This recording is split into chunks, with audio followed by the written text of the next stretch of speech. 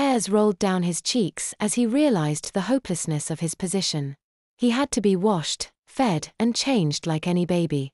He could barely walk. He couldn't talk. He really was her baby again.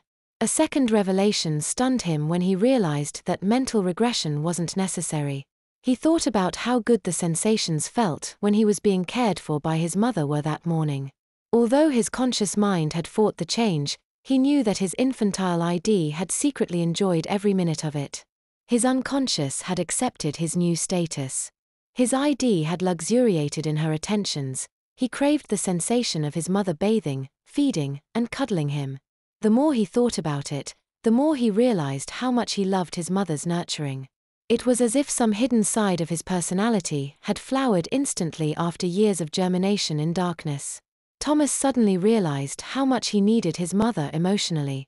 All at once, his hunger for her doting ministrations made him ache with desire. He yearned for her touch.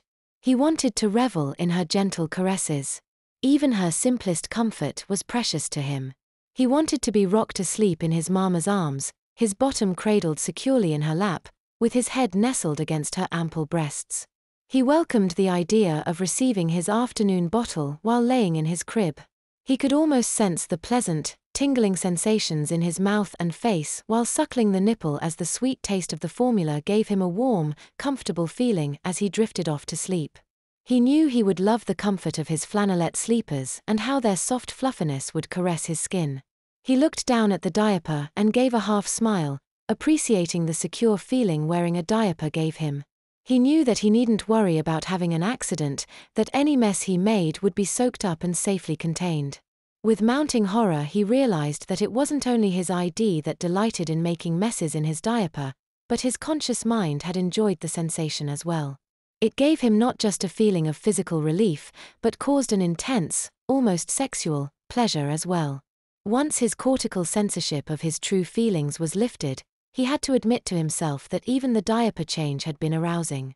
He had secretly loved the sensation of Mama changing his diaper, her gentle hands unfastening the soggy mass, the unhurried cleansing of his pubes and bottom, the silky texture of his skin after powdering, the clean smell of baby powder wafting from his crouch, the dry cushioned softness of a fresh diaper, its perfume surrounding him in an almost palpable cloud of sweetness and purity, and throughout it all, Marge's quiet voice soothing him, comforting him, loving him. He wanted to be pampered and mothered.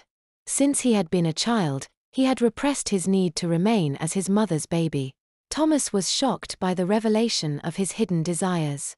Once the facade of adulthood had been stripped away from him, he was exposed to everyone, including himself, for what he truly was, a nakedly infantile personality who was helpless without his mother's constant care.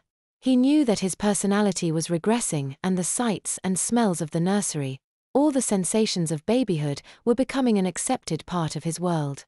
They were rapidly becoming his whole world. Then the horrible thought struck him: he already was Mama's baby.